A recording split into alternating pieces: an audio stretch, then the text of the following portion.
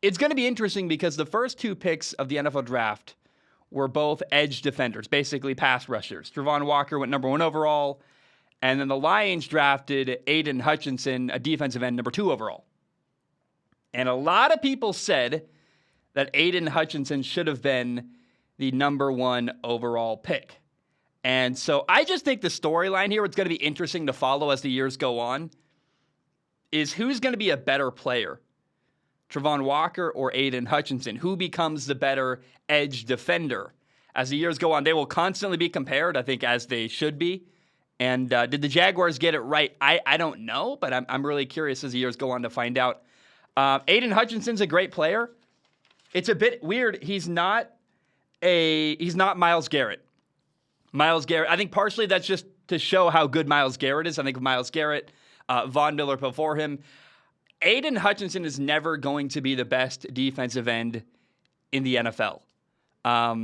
So for me, it was hard to think about him as a number 1 overall pick, but also, like, he's not going to bust. I would be shocked if Aiden Hutchinson was a bad NFL player, and he's certainly a very good defensive end. He's going to be a good leader and good in the locker room, and he may not have the highest ceiling, but he also probably isn't a bust. So that's not a ringing endorsement, but I think the Detroit Lions killed it. Not only did they get Aiden Hutchinson, number 2 overall, a local hero out of Michigan, a defensive end, a guy who, like I said, probably never going to be the best in the league at his position, but a guy who I think for the next 10 years could be a staple and a really good player, Pro Bowl caliber player in Detroit. Then later in the first round, this is my favorite thing the Lions did all night. They traded back up into the first round and drafted receiver Jameson Williams out of Alabama. And they didn't have to give up very much to get him. They traded up from the 32nd overall pick in the first round all the way up to number 12. And I don't know what Minnesota gave them the number 12 overall pick. I'm going to try to explain why I think maybe I'm giving them too much credit, how Minnesota maybe got to the conclusion that we should make a trade with Detroit and help them out. They moved up 20 spots, the Lions did. They swapped first-round picks and they swapped second-round picks with Minnesota. And Detroit gave up their third-round pick to draft a stud receiver, Jameson Williams. And to give up basically only a third-round pick to make that move is like round of applause. That's incredible.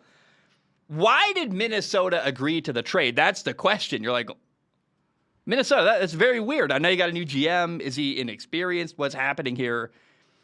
Because they just helped the division rival get a new stud receiver. Like, do they realize they got to play Detroit twice a year? They got to play Jameson Williams now twice a year by making that move? What did Minnesota really get out of that?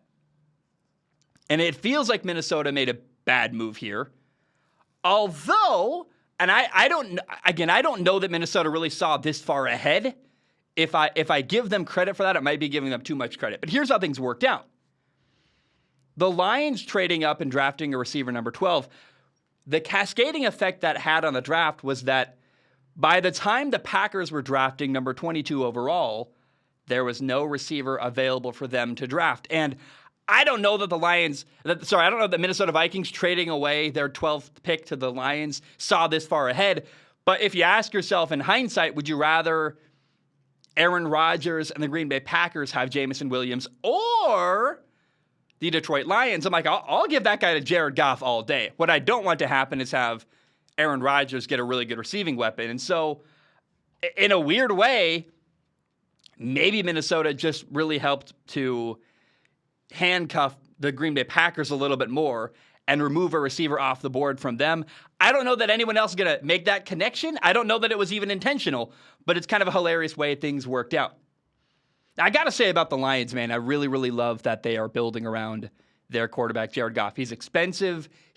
I think he's better than people realize. Like, Jared Goff is very solid. I really want the Lions to continue to build around him, and they did. They could have made a move and drafted a quarterback number 2 overall, probably overdrafted a quarterback. They traded back up to 12, and everyone was kind of like, are they going to draft a quarterback here? What's going to happen? And they didn't. And I love, love, love that. Jared Goff is fine.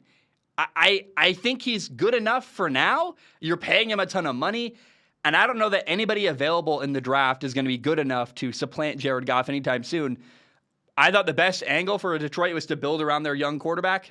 young is maybe a relative word, but to build around Jared Goff, love that. They did that. That makes me very, very happy. And now if they want to, I still wouldn't, but if they want to, they could draft a quarterback in the second round who could be a long-term plan replacement to eventually take Jared Goff's job. But I just don't know that there's anybody in this draft right now who's better than Jared Goff. And it says more about how bad the draft is than about how good Jared Goff is. But still, Jared Goff's good enough. I think you build around him. I like that the Detroit Lions went that way.